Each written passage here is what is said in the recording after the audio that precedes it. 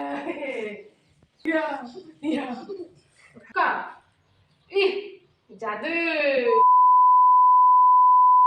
Guys की खबर आशा करो अपने सकले भाले आछे और लगते मयो भाले आछो तो आज मोर ब्लग तो पाकघर स्टार्ट होइছে और पाकघर खत्म हब तो आपलोके चाब पारे मैं बर्तमान पाकघर आछो तो आज पाकघर आछो विशेष कारण एटा तो आज भाविছো मैं धुनियाके एटा रेसिपि बनाम तो आपलोকৰ মাজত हे रेसिपिটো शेयर কৰিম रेसिपि माने हल आज धुनिया बस्तु এটা বনাবলৈ ওলাইছো তো ভাবিলো আপোনালোকৰ মাজত शेयर কৰো तो आपलोকে চাব মই কি বনাই কেনেকে বনাও তো आपलोকৰ और भिडिओ देखले चाय থাকিব আৰু আপোনাৰ তো গাইস আপোনালোকে দেখা পাইছে কঁঠাল এয়া হল আমাৰ বাৰী কঁঠাল তো মই এতিয়া কঁঠালৰ পিঠা বনাম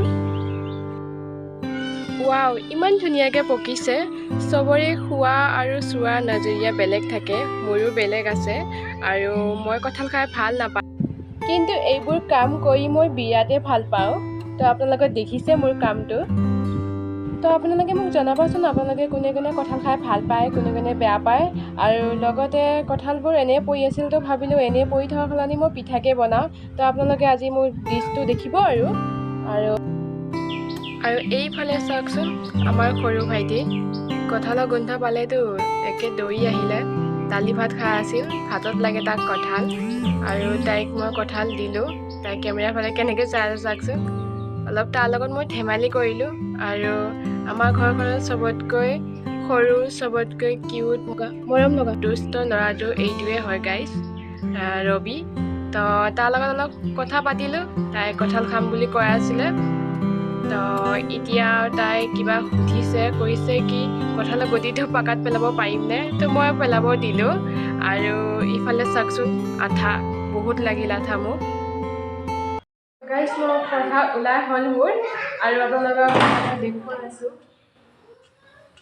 ইফালে হ'ল কঁঠাল আৰু চালনি ল'লোঁ তাৰপাছত ইফালে দাব আছে আপোনালোকে দেখিছে মই এতিয়া তাত লয় তো এনেকৈ 4-5টামান কঁঠাল ল'লোঁ লৈ পেলাই তাৰপিছত গাইজ এনেকৈ ঘঁহিব লাগিব ঘঁহিলে আৰু ৰসটো ওলাব তো আপোনালোকে যদি বনায় এনেকৈ কৰিব আৰু এনেকৈ বনাব এতিয়া ঘঁহি আছোঁ ৰসটো ওলাব তো আপোনালোকে চাওক এনেকৈ মই ঘঁহি আছোঁ আপোনালোকে চাব পাৰে গাইজ দেখিছে বহুত ধুনীয়াকৈ ঘঁহিব ক'ৰবাত লাগি যাব পাৰে চালনি তো গাইজ আপোনালোকে ৰসটো দেখুৱাই দি আছোঁ সেইটো চাব পাৰে ইমান ধুনীয়াকৈ ওলাইছে চাওকচোন আপোনালোকে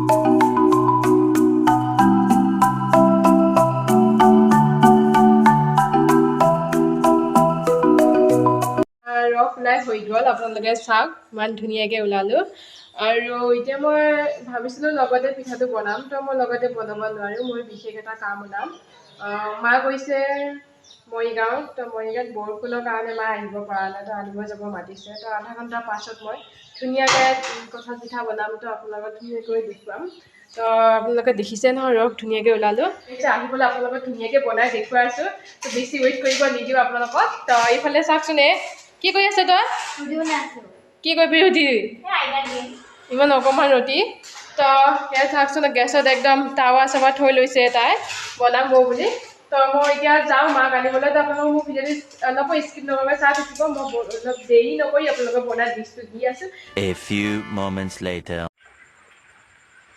তামাম বৰষুণ হ'ল ন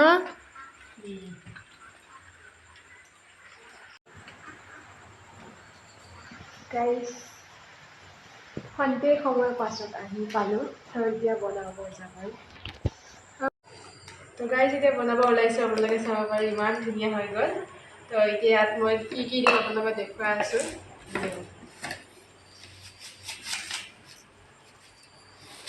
প্ৰথমতে দিম চেনি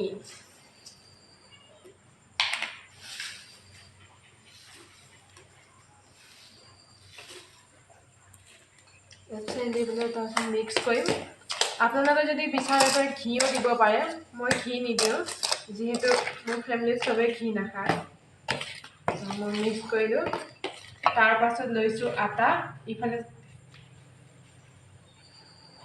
এয়া হ'ল ঘেঁহু আটা ঘেঁহু আটা দিম আৰু লগতে দিছোঁ আৰ চাউল আটা।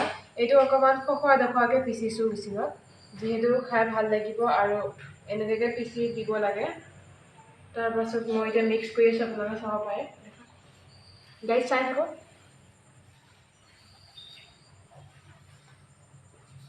আধা আৰ চাউলৰ আটা দিলোঁ, খখৰা দখৰা পিচিলোঁ।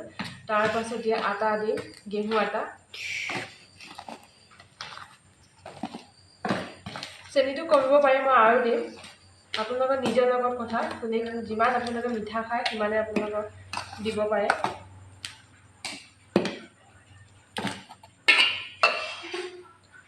এই দিছোঁ ঘেঁহু আটা।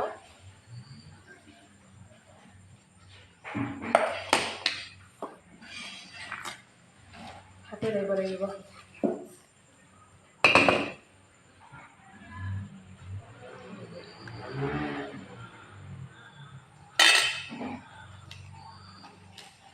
ইয়াত নাৰিকলো দিব পাৰে, কিন্তু গাইজ ইয়াত নাৰিকল দিলে টেষ্টটো নুঠে, তো সেই গতিকে মই নাৰিকল নিদিওঁ।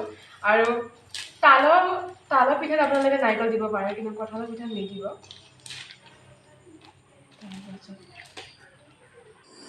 গাইজ খানি হৈ গ'ল, 5 মিনিটমান খানিলোঁ, চব মিক্স কৰা হৈ গ'ল। ইয়াৰ পাছত 10 মিনিটমান থৈ দিম, তাৰপাছত বনাম আৰু আপোনালোকে চাম। তো আপোনালোকে চাই থাকিব। আৰু গাইজ আজি মই এইটোতে বনাম। গাইজ এইটো আমাৰ ফেমিলি হয়, যেতিয়া আমি গোটেই ঘৰৰ ফেমিলিলৈ লগ পাওঁ তেতিয়া আঞ্জা বনাম, তাত নবনাম, মই এইটোত বনাম।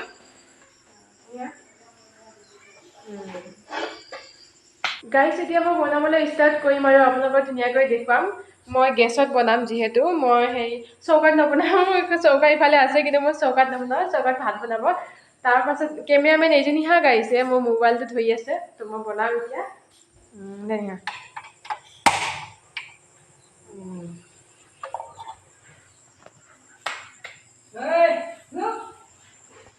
এইফালে চাওক, এইফালে চাওক গাইজ, ঘৰতে আমি ঘৰতে খাওঁ।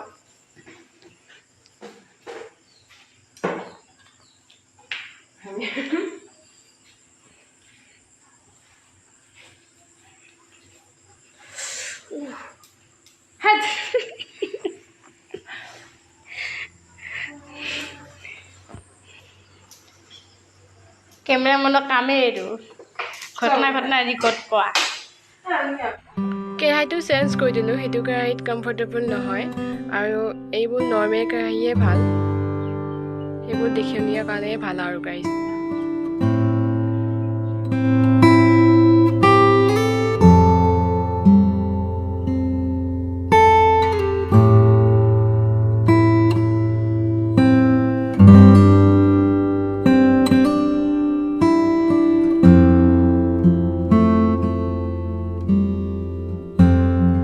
গাইজ মোৰ ৰেচিপি কমপ্লিট হৈ গ'ল, পিঠা বনালোঁ।